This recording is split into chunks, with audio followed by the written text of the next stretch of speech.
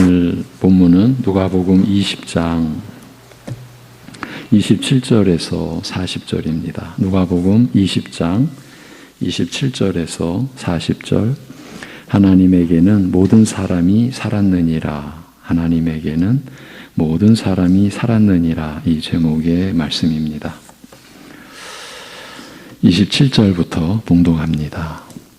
부활이 없다고 주장하는 사두개인 중 어떤 이들이 와서 물어 이르되 선생님이여, 모세가 우리에게 써주기를 만일 어떤 사람의 형이 아내를 두고 자식이 없이 죽으면 그 동생이 그 아내를 취하여 형을 위하여 상속자를 세울지니라 하였나이다. 그런데 칠형제가 있었는데 마지가 아내를 취하였다가 자식이 없이 죽고 그 둘째와 셋째가 그를 취하고 일곱이 다 그와 같이 자식이 없이 죽고 그 후에 여자도 죽었나이다.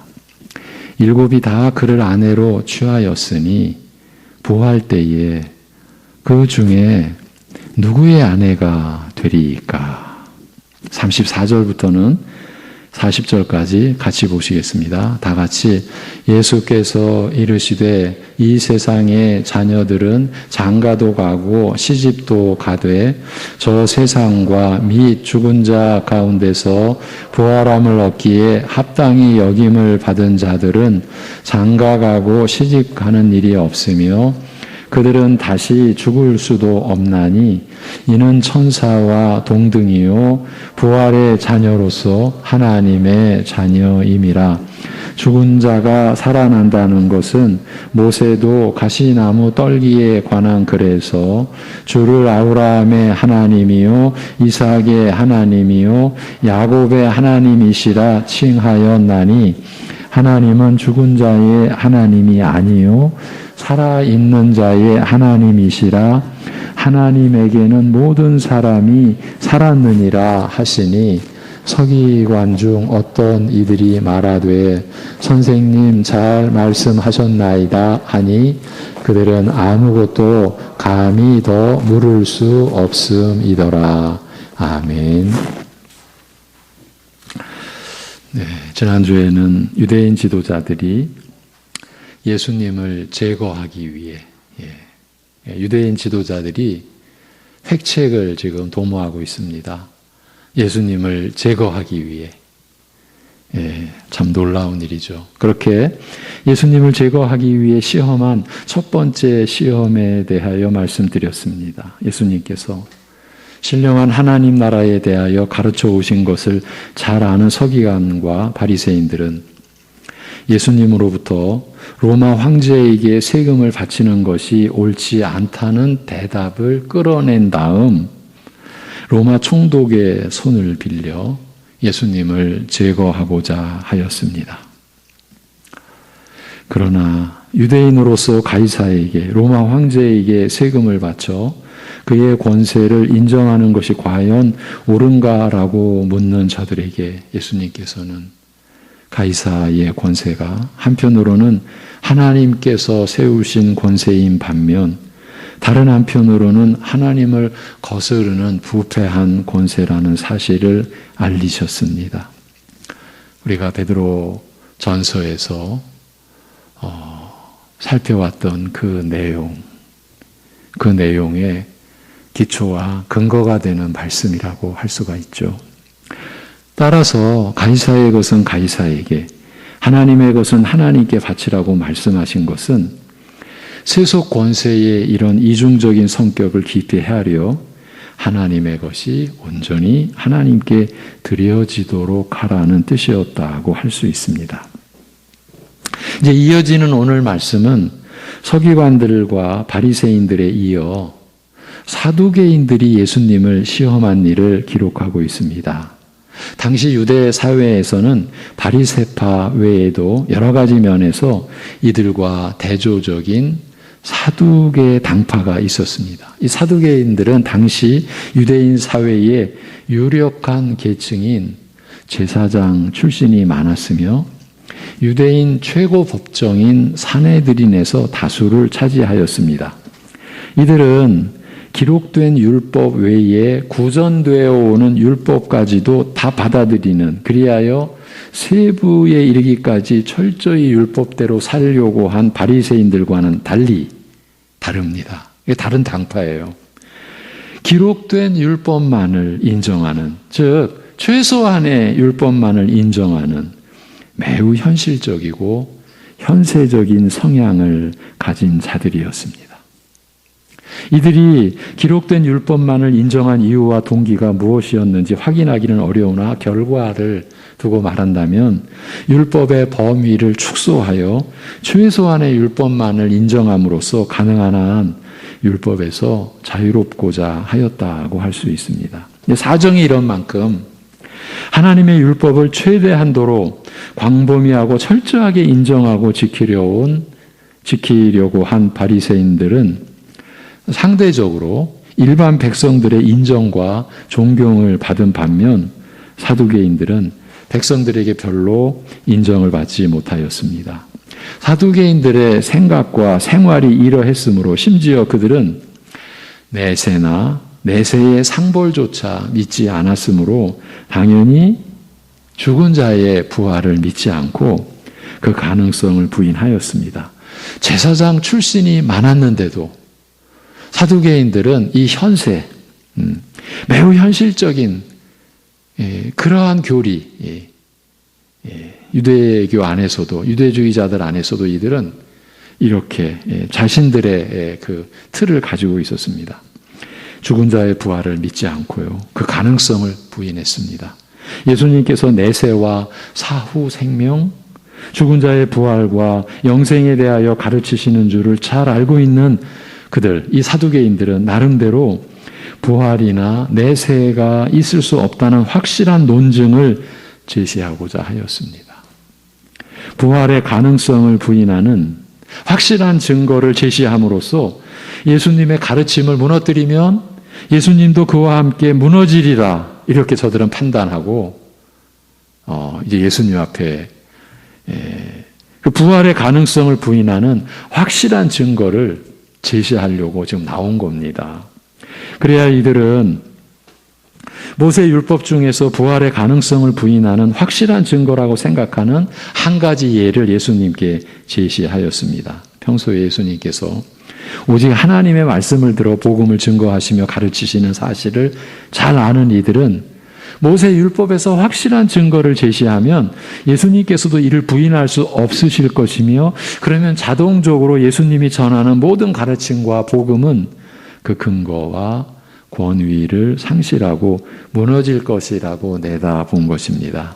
이들은 예수님께 다음과 같은 말로 여쭈었습니다. 모세가 율법에 기록하여 명하기를 누가 아내를 얻은 후 자식이 없어 죽게 되면 그 형제가 남은 과부를 아내로 취하여 자식을 얻어 죽은 형제를 위해 후사를 세우라 하셨나이다. 그런데 7 형제가 있었는데 그 첫째가 아내를 얻은 후 자식 없이 죽었고 둘째가 다시 남은 과부를 아내로 얻었으나 역시 자식 없이 죽었고, 이렇게 셋째, 넷째도 같은 모양으로 죽고 마지막 7번째 아우 역시 과부를 아내로 취하였으나 자식 없이 죽었으며 나중에는 그 과부도 죽었나이다. 이와 같이 7 형제가 다 한 여인을 아내로 삼았으니 부활 때에 이 여인은 누구의 아내가 되겠습니까?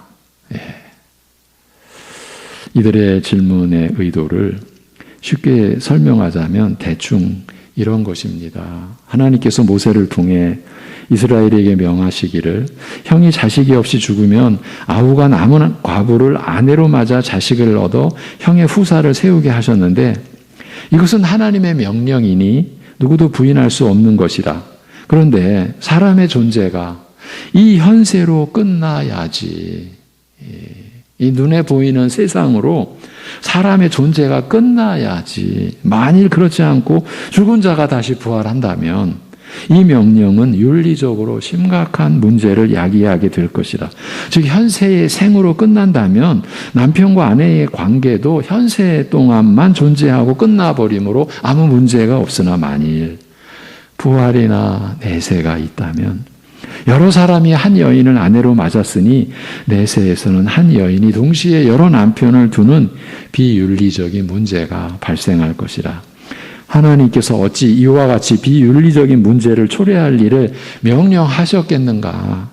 그런데 한 여인이 남편 사위의 재혼을 통해서 다른 남자와 부부가 되는 것이 사실이요, 하나님께서 과부의 재혼을 허락하시는 만큼 이런 제도 자체가 비윤리적이거나 잘못된 것일 수는 없다. 다만 이런 제도가 비윤리적인 문제를 야기하는 것은 부활이나 사후 존재와 생명을 인정하기 때문이므로 이런 문제가 발생하지 않으려면 부활이나 사후 생명을 부인하지 않으면 될 것이라. 말하자면 죽은 형제의 아내를 취하여 그 후사를 세우라고 하신 하나님의 율법 자체가 부활이나 내세가 없다는 것을, 사람의 존재는 현세로 끝나버린다는 것을 증명하는 확실한 증거라, 이것이었어요. 이들의 의도, 이들의 질문의 의도가 지금 담고 있는 저들의 주장의 요지는 이것이었습니다. 죽은 형제의 아내를 취하여 그 후사를 세우라고 하신 하나님의 율법 자체가 부활이나 내세가 없다는 것을, 사람의 존재는 현세로 끝나버린다는 것을 증명하는 확실한 증거다. 이렇게 나온 겁니다. 우선 이들의 질문에 대한 예수님의 대답을 살펴보기 전에 과연 죽은 형제를 위해 후사를 세우도록 명하신 이 제도가 부활이나 사후 생명을 부인하는 것인지 잠시 살펴보기로 하겠습니다. 오늘 수요 예배의 말씀 중에 어쩌면 양적으로는 가장 좀 많습니다. 신명기 25장, 이와 관련된 가장 이제 기본이 되는 구절이 신명기 25장 5절에서 10절에 보면, 형제가 함께 살다가 그중 하나가 아들 없이 죽게 되면 죽은 자의 아내는 집안 바깥 외인과 재혼하지 말 것이요, 대신 남은 형제가 그를 아내로 취할 것이요, 태어나는 첫 아들을 죽은 자의 이름으로 세워 후사로 삼을 것이요, 그렇게 함으로써 죽은 형제의 이름이 이스라엘에서 끊어지지 않게 하라는 말씀이 기록되어 있습니다. 여기서 핵심은 죽은 형제의 이름이 이스라엘에서 단절되지 않게 하라는 거예요. 오늘 이 계명의 의미가 우리에게 어떻게 연결되는지를 좀 생각해 보시면서, 이게 우리와 연관되는 거거든요.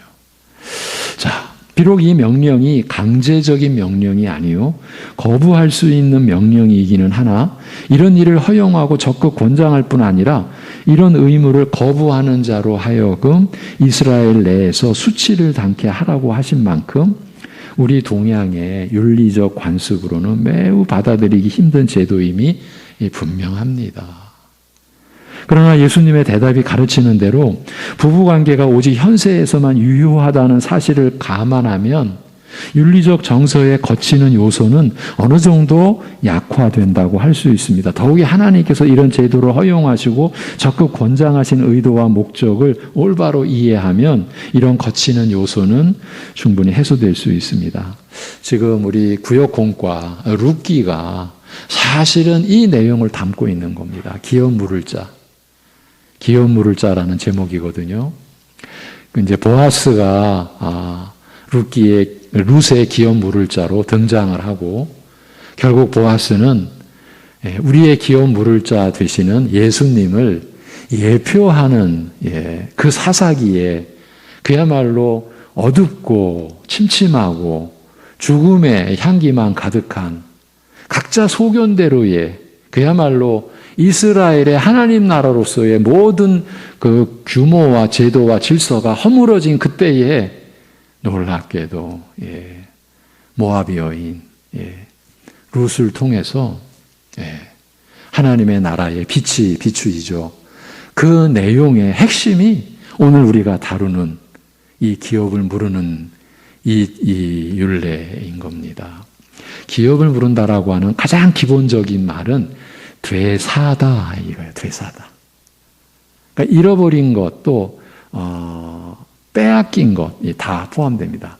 다시 되찾는 거예요. 되사다. 여기서 나온 말이 우리 복음의 핵심 되는 말, 속량이라는 말이 나오는 거예요. 구속, 되사다. 이런 말이 나오는 거죠. 다시 들어가겠습니다. 우선 이 제도는 현실적인 측면을 가지고 있다고 할 수 있습니다. 남편은 죽고 자식이 없어 누구 하나 의지할 데 없는 과부를 죽은 자의 가장 가까운 형제로 하여금 아내로 맞아들여 돌보게 하신, 형제에게서 안식처를 구하게 하신 조처라고 할 수 있습니다. 좀 일반적인 얘기를 하자면요, 이 미망인이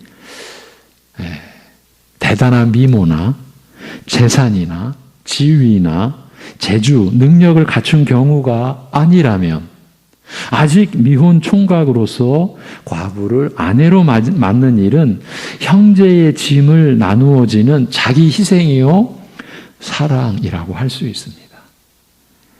그리고 형제가 없을 경우 가장 가까운 친족 순서대로 이 책임을 감당하게 하고 이를 가리켜 기업 물을 자라고 한 것은 이러한 성격을 더욱 잘 드러내준다고 할 수 있습니다. 기업을 되사주는 거예요. 기업을 되찾아주는 자. 자기의 소유를 희생하여 형제를 세우고 돌보는 사랑의 행위임을 분명히 하고 있는 것입니다. 과부의 죽은 남편이 유산을 많이 남긴 경우가 아니라면, 특히 나오미와 같이, 룻의 시어머니 나오미와 같이 기업을 전부 상실한 경우라면 미망인을 아내로 맞는 것은 자기 기업에 오히려 큰 손해가 날 수 있는 일이었습니다. 그래서 룻기에 보면은 첫째 기업 물을 자가 자기의 그 재산에 큰 손해가 날 것을 알게 되자 포기합니다. 그래서 신을 벗고요, 이제 자기는 기업 물을 자의 권리를 내던지겠다, 버리겠다, 포기한다, 신을 벗고요. 그럼 그 얼굴에 침을 뱉는, 이게 다 규례입니다. 신명기 아까 25장 거기에다 나와 있는 내용입니다. 이 제도에 대하여 직접 다루고 있는 신명기 25장 1절에서 10절에서는 명확하게 표현되지는 않았으나 룻과 보아스의 경우에서 보듯이 이 제도는 기업 물음의 한 형태로 취급되고 있는 만큼 기업 또는 유업과 관련이 있다고 할 수 있습니다. 이스라엘의 상속제도에 따르면 기업을 이을 아들이 없이 죽는 경우 딸에게 그 기업을 줄 것이요, 딸도 없으면 죽은 자의 형제에게 줄 것이요, 형제도 없거든 그 기업을 아비의 형제에게 줄 것이요, 아비의 형제도 없거든 가장 가까운 친족에게 주어 얻게 하라고 되어 있습니다. 이거 민수기 27장 1절 이하에 기록되어 있습니다. 그런데 죽은 자의 아내, 즉 미망인에게는 어떻게 하라는 구체적인 언급이 없습니다만, 바로 이 계대 결혼제도, 그러니까 대를 잇는 결혼제도에 의하여 간접적으로 암시되고 있습니다. 딸 자식조차 없는 과부의 경우 남편의 기업을 상속받을 근거가 없기 때문에 죽은 자의 기업과 함께 과부를 형제나 가까운 친족이 아내로 맞아 돌보게 하신 제도라고 할 수 있는 것입니다.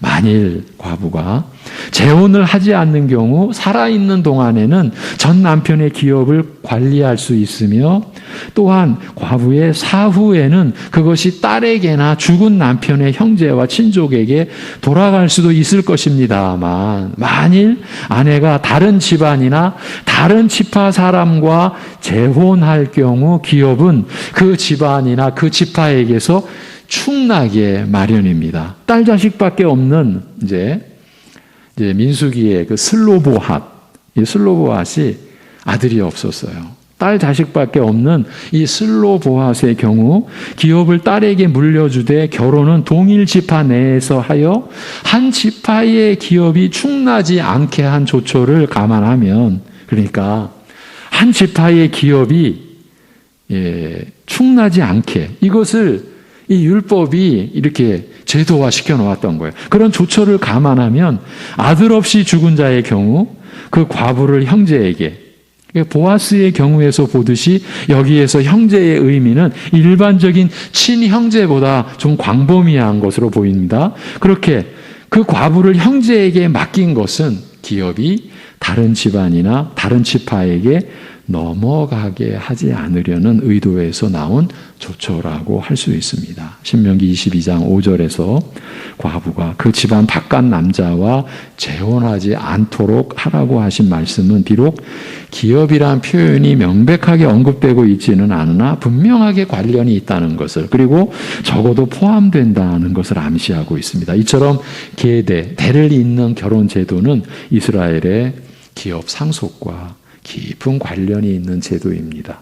이런 현실적인 이유 외에도 이 제도에는 더 깊은 내용과 뜻이 들어 있습니다. 이 내용을 설명하기 위해서 지금까지 왔다고 볼 수 있는데, 그것은 죽은 형제의 아내를 취하여 낳은 첫 아들을 형의 이름으로 세워 그 이름이, 그 죽은 그 형의 이름이 이스라엘에서 삭제되지 않게 하라는 명령 안에 함축되어 있습니다. 죽은 형제의 아내를 취하여 얻은 장자를 죽은 자의 이름으로 세우라 하신 명령은 얼핏 보면 자식을 통하여 대를 이어가는 것을 매우 중요하게 생각하는 전통적인 사회 관행과 그 이면에 전제되어 있는 사상을 따르는 듯이 보입니다. 즉, 한 개인의 존재는 죽음으로 끝나지만 그의 존재와 생명은 자식을 통하여 현세에서 대대로 이어지며 이것이 일종의 영원한 생명이라고 생각하는 사람들의 견해와 일치하는 듯 합니다. 그러나 성경은 결코 이런 종류의 영생이나 이러한 사상을 가르치고 있지 않습니다. 다만 여기에서 우리는 죽은 자의 아내를 취하여 그의 이름으로 후사를 세우라고 하신 명령의 최종 목적을 이스라엘 가운데서 그의 이름이 삭제되지 않게 하려 함이라고 밝히신 것에 우리가 유의할 필요가 있습니다. 이스라엘에게 이러한 제도를 세우신 목적은, 하나님께서 세우신 거죠. 그 목적은 죽은 자로 하여금 이스라엘 가운데 그 이름이 끊어져서 삭제되지 않게 하려 함이라. 즉 여전히 이스라엘 가운데 속한 자요, 그러한 자로서 정당한 분깃을, 기업이죠, 유업이죠, 그 정당한 분깃을 소유하고 있음을 보이기 위한 것이라는 말씀입니다. 신명기 25장 9절에서 이 일을 가리켜 형제의 집을 세우는 일이라고 한 것은 이런 맥락에서 이해되어야 할 것입니다. 물론 이것은 앞서 밝힌 대로 그의 이름으로 세워지는 후사 또는 친자식을 통하여 이스라엘에 속할 수 있는 권리가 실제적으로 확보되거나 대대로 이어진다는 뜻은 결코 아닙니다. 정반대입니다. 실제로 자기 씨를 남기지 않아도 그는 이스라엘의 농명된 자로서의 자격을, 농명됐다, 이름이 들어갔다는 거예요. 이름이 기록되어져 있다. 그런 자로서의 자격을 상실하지 않음을 보여주는 것이 이 제도의 취지이기 때문입니다. 죽은 자의 이름으로 일컬어지는 후사를 통하여 친자식이든지 아니든지 이런 외부적인 상징을 통하여 죽은 자 역시 지금 이 땅에 존재하는 이스라엘의 약속과 축복에 참여하고 있음을, 그것을 나타내고자 한 것입니다. 이 제도와 함께 기업을 무르는 제도가 밀접하게 관련된 것은 의미심장한 겁니다. 약속의 땅에서 유업을 받는 것은 단순히 육적 생존의 터전이나 토대를 확보한 것을 의미하는 것을 지나서 하나님의 약속이 실현되는 이 복된 영역, 곧 하나님 나라에서 신령한 삶의 터전을 확보한 것을, 그 분깃을 얻는 것을 의미하기 때문입니다. 말하자면 이 제도는 죽음으로써 이스라엘과의 관계가 해소되는 것이 아니며 이스라엘에 속한 자로서 그에게 보장되었던 약속의 기업과 축복에 참여하는 권리가 해소되거나 사라지는 것이 아니라 죽은 이후에도 여전히 그는 이스라엘과 그 약속과 축복과 언약에 참여한 자라는 사실을 보여주는 외적 상징이라는 바로 그 말씀인 거예요. 친자식이든 아니든지 이게 지금 사실은 자식이 문제가 아닌 거예요. 하나님의 이런 제도 자체가 주어진 그 하나님께서 우리에게 주신 그 언약, 그 약속, 그 약속을 가리키는 상징이라는 거예요.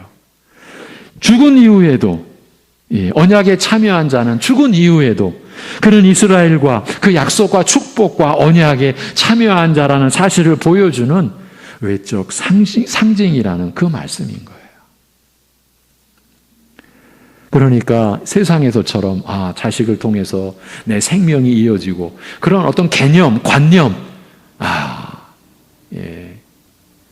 그렇게 사람들로 말을 하잖아요. 우리 소설이나 영화를 보면 내가 너를 떠나도 내 마음속에 내가 언제나 함께 할 거야. 우리가 이런 그 글이나 이런 영화의 대사를 우리가 접하잖아요. 여러분, 성경은 결코 그런 사상을 받쳐주거나 그런 사람들의 어떤 관념을 뭔가 옹호해주고 그런 말씀이 아니에요. 성경은. 이건 실제인 거예요. 이와 같이 이 제도는 이제 사두개인들의 예수님을 제거하려는 그 의도와 이제 빗대서 말씀을 드리면, 이와 같이 이 제도는, 이 계대 결혼 제도는 부활과 사후 생명을 부인하는 제도가 아니라 오히려 이스라엘과 맺으신 언약이나 베푸신 축복과 약속은 죽음으로 끝나거나 해소되지 않고 죽음 이후에도 여전히 유효하고 존속된다는 사실을 증거하는 것이었습니다. 죽음 이후에도 그는 이스라엘이요 하나님의 백성이라는 사실을, 그가 하나님의 백성 이스라엘이라는 사실은 죽음과 함께 그 의미를 잃어버리는 것이 아니라, 죽음과 함께 그 이름이 끝나는 것이 아니라 죽음 이후에도 여전히 의미 있다는 것을 외적으로 나타내고 상기시키는 표였던 것입니다. 죽은 자 자신을 위해서라기보다 아직 현세를 사는 이스라엘에게 하나님의 백성이라는 신분, 하나님과의 언약, 그의 약속과 축복은 이 현세의 생으로 끝나지 않고 죽음 이후에도 의미가 있으며 계속되는 것임을 끊임없이 일깨우는 제도였다. 바로 그 말씀입니다. 이 말씀으로 예수님을 제거하려고 했던 사두개인들, 대부분이 제사장 신분들이었지만은 하나님의 말씀에 이렇게 무지했다. 사실은 서기관과 바리새인들도 이 사두개인들과는 달리 백성들에게 인정과 존경을 받았다고 하지만, 철저하게 율법을 지키겠다고 그래서 존경과 인정을 받았다고 하지만, 하나님의 말씀에 무지했다는 것은 바리새인들이나 사두개인들이나 결과적으로 보면 동일한 그런 수준에 머무르고 있었던 것이죠. 의지할 데 없는 과부의 공공한 처지를 긍휼히 여기시고 죽은 남편의 형제에게 몸을 의탁하게 하신 실제적인 도움의 뜻이 어떤 비중을 차지하든지 간에 그 가장 중요한 내용과 뜻은 바로 이런 것입니다. 따라서 이 제도의 근본 정신 내지 본질을 기업 물음, 되사주는 것, 속량하는 것, 기업 물음, 곧 공공한 형제나 기업을 상실한 형제를 위하여 대신 기업을 찾아 회복해주는 일로 이해하고 있는 것은 매우 뜻깊다고 할 수 있습니다. 사실 이미 결혼했던 여자요, 과부가 된 여자가 새 남편에게서 안식처를 발견하는 것은 쉽지 않은 일이요. 오늘날과도 이 비교할 수가 없는, 그 당시로서는 이건 거의 있을 수 없는 일이었습니다. 좀 표현하기가 좀 그렇지만, 특별히 미모나 재산이나 여타 장점을 갖춘 경우가 아니라면 이 의무를 감당해야 하는 형제에게 큰 희생을, 큰 손해를 감당하는, 큰 희생을 요구하는 일이므로 기업 물을 자는 큰 희생을 감당해야만 했어요. 그리고 자기에게 오는 실제적인 유익은 하나도 없었어요. 단지 자기가 기업을 물음으로 인해서 그 기업 물음을 받은 자, 그러니까 보아스의 입장에서 볼 때는 룻이 안식에 처하게 되고 이제 생존권을 완전히 이스라엘에서 얻고, 그리고 안식에, 하나님 나라의 안식에 거하게 되는, 그래서 기뻐하는 것을 보는 정도. 사실은 다른 유익은 없었어요. 근데 이런 내용이 우리 구역공과 룻기에 그대로 나와 있는 내용이죠. 그러니까 손해만을 입는 거예요. 이게 뭐를 가리킨다라고 했죠? 우리 주 예수 그리스도께서 여러분의 기업 물을 자로서 여러분의 잃어버렸던 모든, 하나님에게서 받은 모든 거 다 잃어버린 거 다 되찾고 회복하게 해주신 그것뿐만이 아니라 영생의 영광, 하나님의 자녀되는 신분에 이르기까지 해주시는 그 모든 기업 물음에 있어서 예수님은 희생만 하신 거다. 그거를 예표하는 거였어요, 결국에는.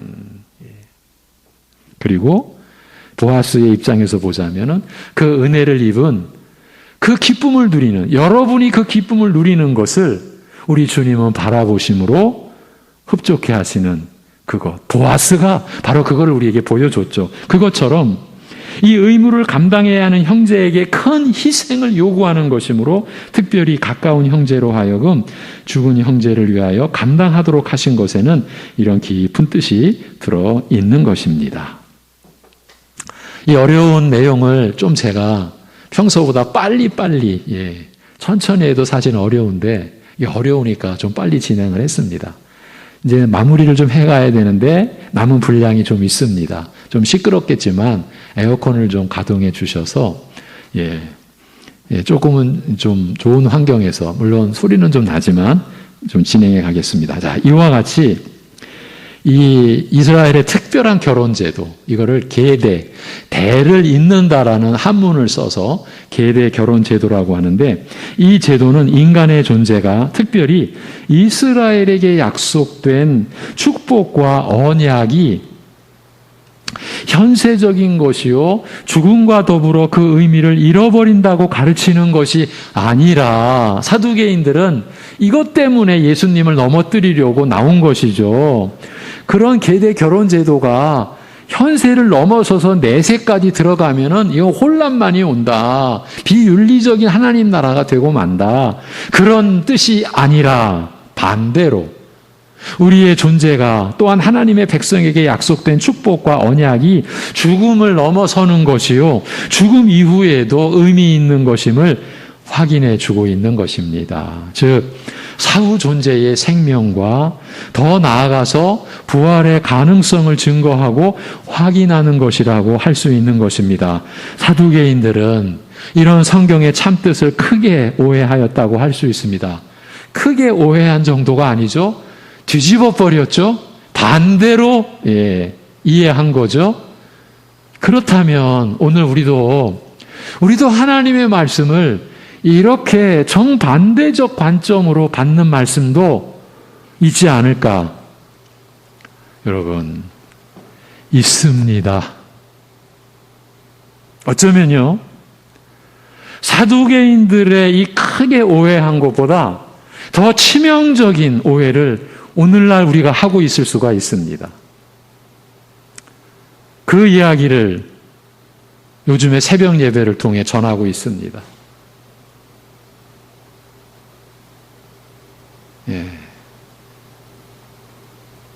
어제, 그제, 오늘, 지난주,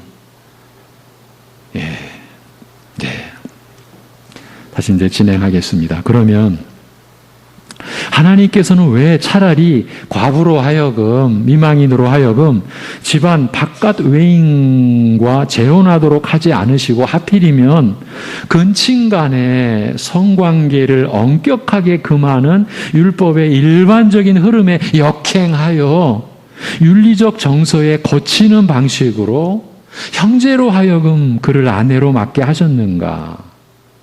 이것은 죽은 자의 이름으로 후사를 세워 그가 죽은 이후에도 이스라엘의 축복과 약속에 참여한 자임을 보이시려는 목적 때문이요, 또한 현실적인 이유로서 이러한 이스라엘의 축복과 약속과 언약의 참여를 보증하고 증거하는 기업이 바깥으로 유출되는 것을 막으려는 목적도 아울러 작용했기 때문이라 할 수 있습니다.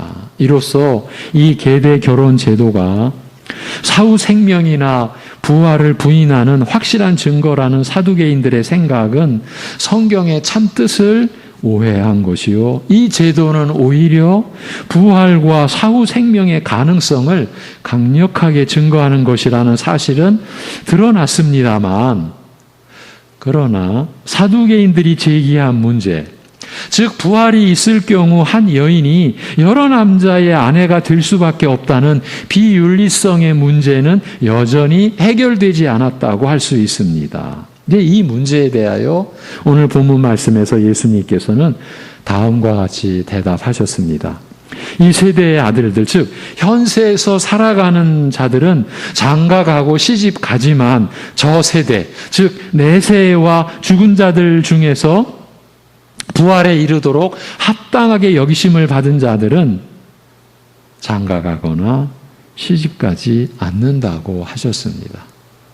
그러니까 영원한 생명으로의 그 새하늘과 새 땅에서의 삶에 대한 어쩌면 가장 그 근본적인 내용이 여기서 예수님에 의하여 밝혀진 거죠.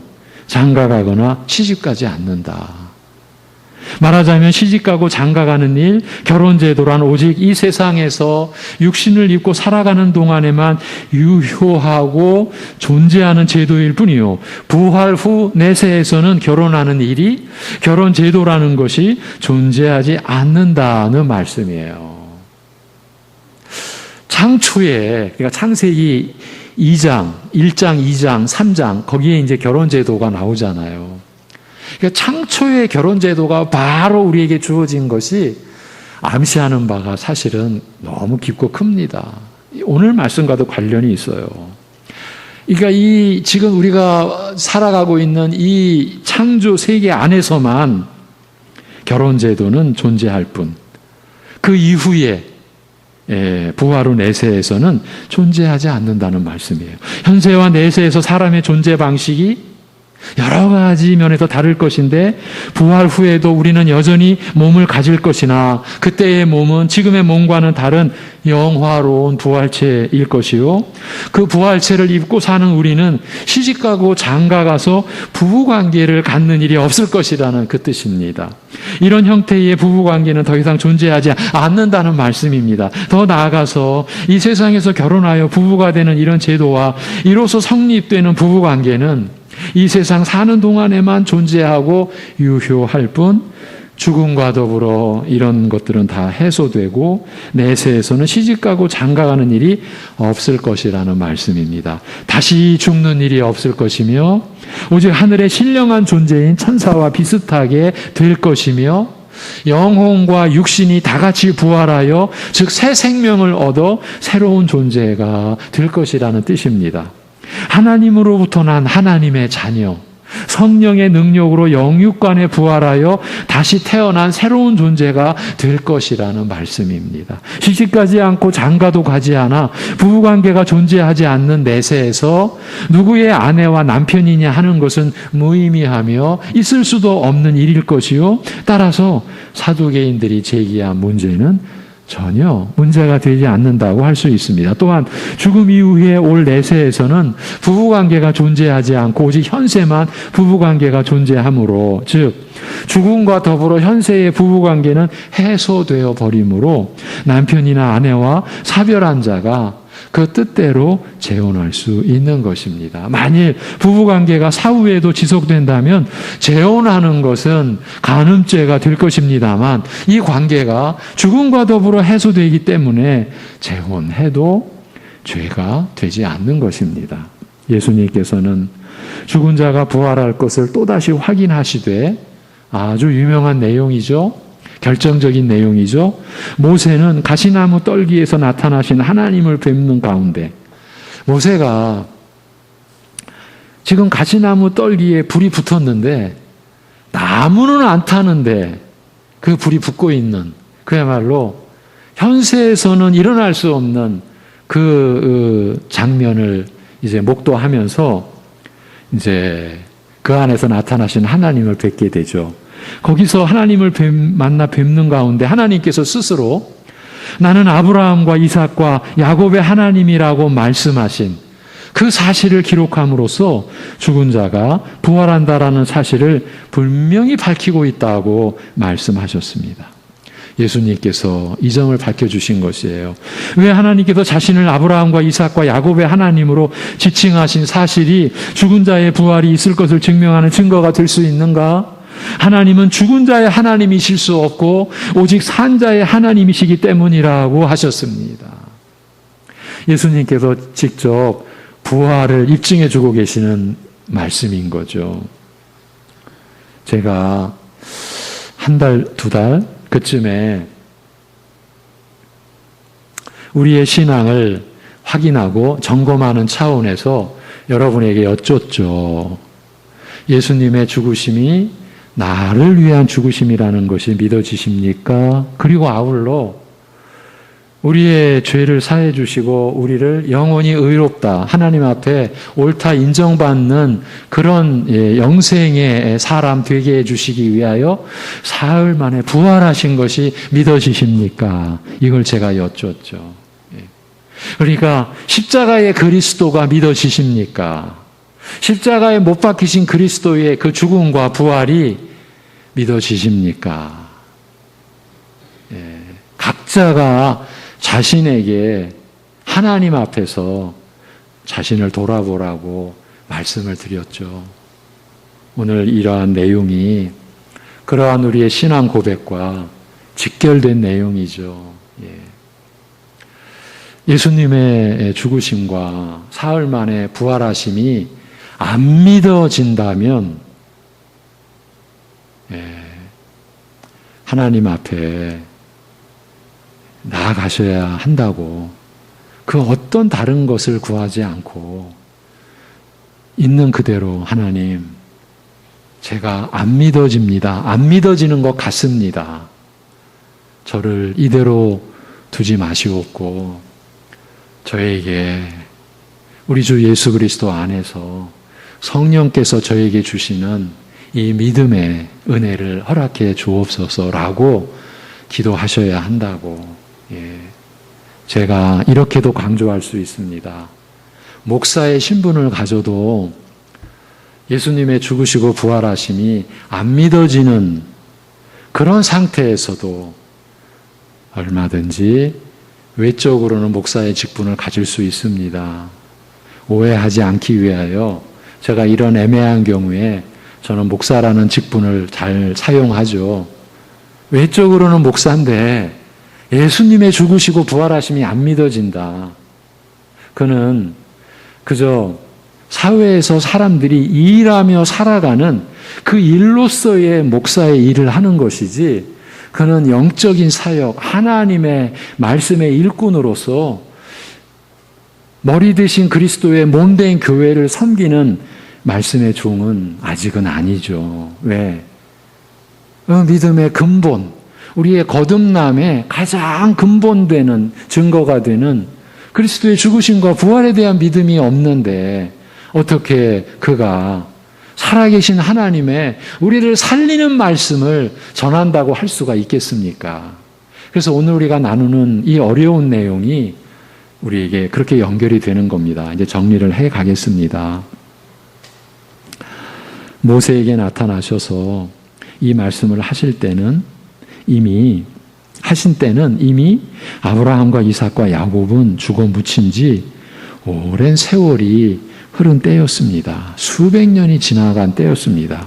그런데 만일 사람의 존재가 죽음으로 끝나버리고 사라져 없어져 버린다면 하나님께서 자신을 이들의 하나님으로 지칭하신 것은 결국 죽어 없어져 버리고 존재하지도 않는 자의 하나님으로 자신을 지칭하시는 무의미한 일이 되고 만다고 할 수 있습니다. 죽어서 그 존재가 이미 사라지고 없는 자, 존재하지 않는 자의 이름을 불러 자신을 그들의 하나님으로 지칭한다는 것은 있을 수 없는 일이라는 말씀입니다. 모든 사람은 현세에 살고 있는 자뿐 아니라 이미 죽은 자들도 모두가 하나님께는 산 자들이므로, 살아 존재하는 자들이므로 하나님께서는 자신을 육신이 죽어 이 세상을 떠난 자의 하나님으로 여전히 지칭할 수 있다는 그 말씀입니다. 이것은 육적으로 죽은 자들도 결코 그 존재가 사라져 없어진 것이 아니며 여전히 살아있다는 것을 의미합니다. 여러분, 나는 아브라함과 이삭과 야곱의 하나님이라는 이 하나님이 모세에게 이렇게 하나님 그 자신을 이렇게 알리신 것은 이런 너무나 엄청난 우리의 믿음의 가장 토대가 되는 근본된 신앙 고백에 그 기초를 주신 그 말씀인 거예요. 육적으로 죽은 자들도 결코 그 존재가 사라져 없어진 것이 아니다. 여전히 살아있다. 그거를 모세에게 보여준 거예요.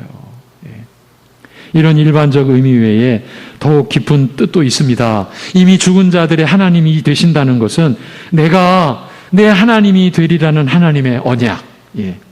내가 너의 힘이 큰 상급이라고 하신 약속, 예.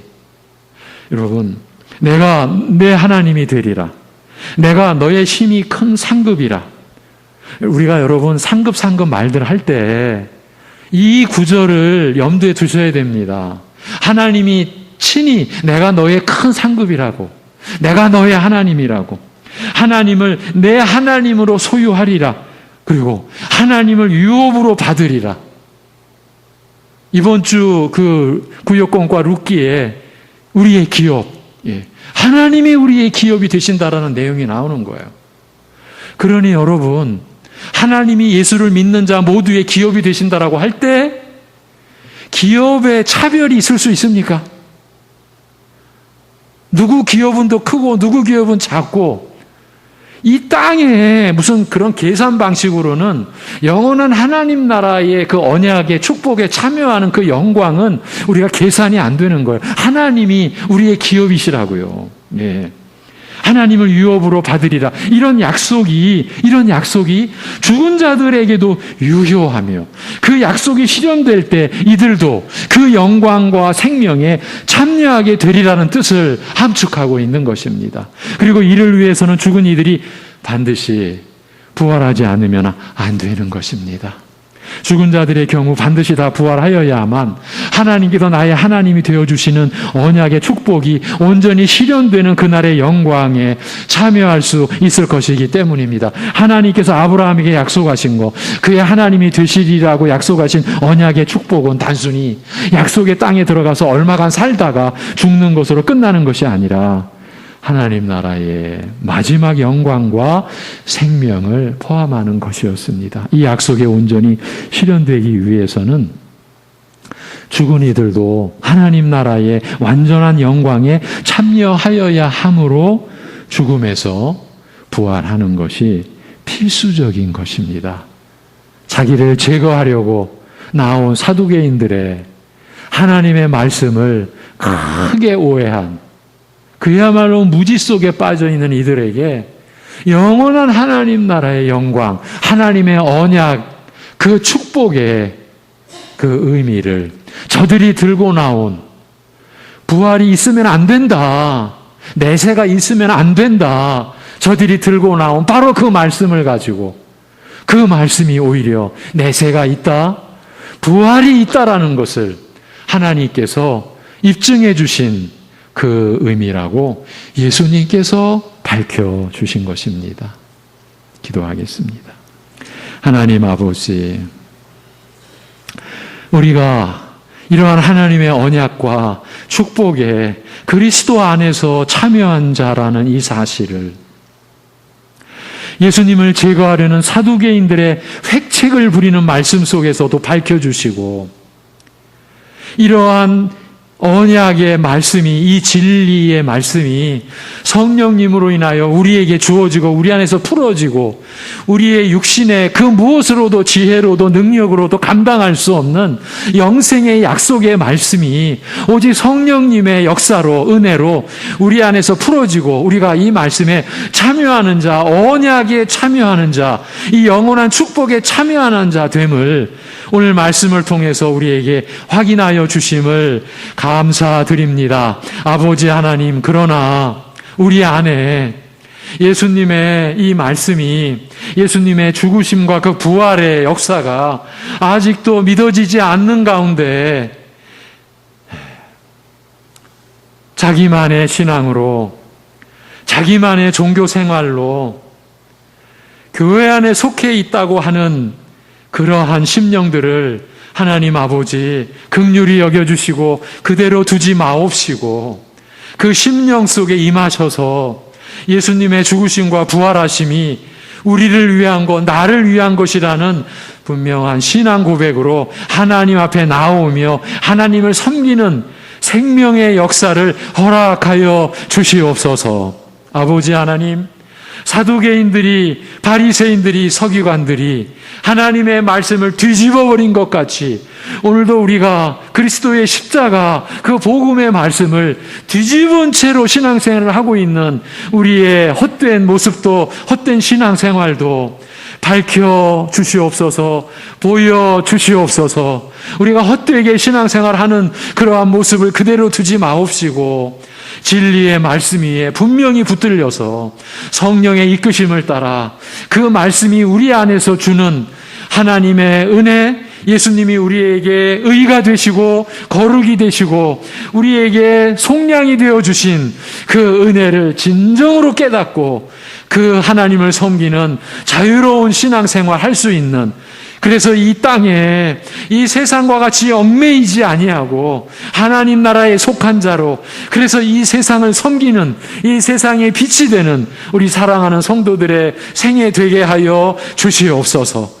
그러기에 역경과 고난과 슬픔과 고통 속에 있는 우리 지체들 가정도, 그리고 우리 사랑하는 우리 가족들도 오늘도 하나님 붙들어 주시고 지켜주시고 그 안에 살아계신, 우리를 영원히 살리신 하나님의 은혜가 역사하고 있음을 믿는 믿음이 또다시 일어날 수 있게 하여 주시옵소서. 아버지께 모든 것을 맡겨드리오며 예수님의 이름으로 기도하옵나이다. 아멘.